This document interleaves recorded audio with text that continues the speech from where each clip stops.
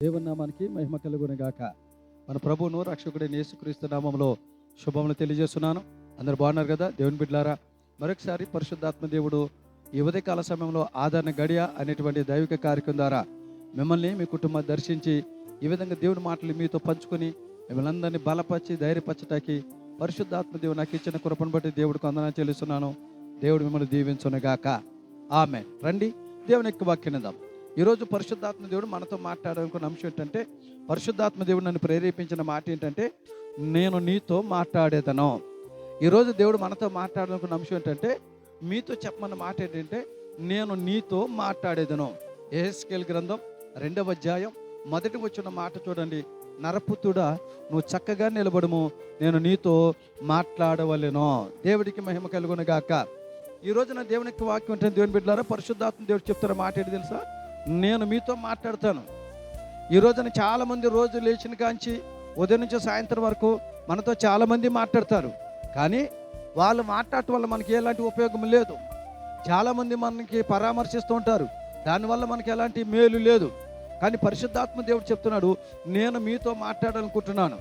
నరపుత్రుడా, నా కుమారుడా, నా కుమార్తె, నేను మీతో మాట్లాడాలనుకుంటానని దేవుడు చెప్తున్నాడు. ఆయన ఎందుకు మనతో మాట్లాడాలనుకుంటున్నాడు? మనుషులు మాట్లాడితే వాళ్ళకి ఉపయోగం లేదు. కానీ దేవుడు మాట్లాడటం వల్ల మనకు కలిగే మేలేంటి? ఆయన ఎందుకు మనతో మాట్లాడాలనుకుంటున్నాడు? అసలు ఆయన మాట్లాడితే మన జీవితాలు ఎలా ఉంటాయో తెలుసా? ఆయన మనతో సంబోధిస్తే, మనతో ఒక్క మాట ఆయన మాట్లాడితే, ఒక్క నిమిషం, ఒక సెకండ్ ఆయన మనతో మాట్లాడితే మన జీవితాలు ఎలా వెలిగించబడితే తెలుసా? ఎలా ఆనంద డోలికలు మునిగితే తెలుసా? కొన్ని మాటలు చెప్తాను, జాగ్రత్తగా వినండి. ఆయన మనతో మాట్లాడాలనుకుంటున్నాడు. ఈరోజు దేవుని బిడ్డ గమనించండి. బైబిల్లో దేవుడు చాలా మందితో మాట్లాడాడు. కానీ 3 వ్యక్తులు మీకు పరిచయం చేస్తా.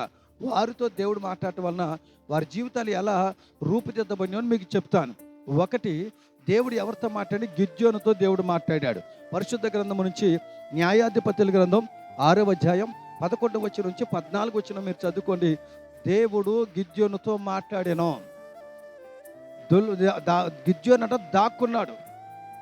ఏమండి? దాక్కుని భయపడుతున్నాడు. మిద్యానీయులు దాడి చేస్తే గానుగు చాటును దాక్కుంటే దేవుని దేవదూత వచ్చి మాట్లాడితే గిద్యోనుతో ఎప్పుడైతే దేవుడు మాట్లాడాడో, గిద్యోను అంత కలిగిన మేలు చేసా బలవంతుడిగా మారాను. ఈ రోజున దేవుడు మనతో ఎందుకు మాట్లాడుకుంటున్నాడు తెలుసా? బలవంతులుగా చేయటానికి. ఎంతమంది శత్రువులు వచ్చినా ధైర్యంగా వాళ్ళ ముందు నిలబడి ధైర్యంగా దేవుని మాటలు చెప్పేంత ధైర్యాన్ని, బలము నీకు ఇవ్వటానికి దేవుడు నీతో మాట్లాడుకుంటున్నాడు. దేవుడు గిద్యోనుతో మాట్లాడాడు.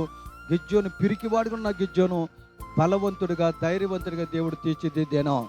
రెండవది, దేవుడు ఎవరితో మాట్లాడంటే, వ్యభిచారంతో పట్టబడుతున్న ఒక స్త్రీని దేవుని ముందు, యేసయ్య ముందు నిల్చోబెడితే అనేక మంది రాళ్లతో కొట్టల మీద పన్నాంగం తీసుకొస్తే అక్కడ చాలా సన్నివేశం జరిగింది.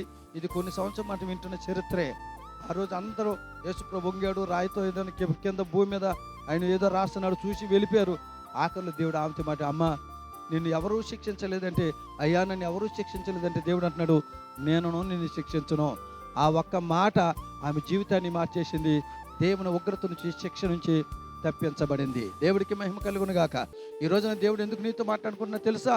నీ మీదకు వస్తున్న ఉగ్రతని, శిక్షను తప్పించడానికే దేవుడు నీతో మాట్లాడుకుంటున్నాడు.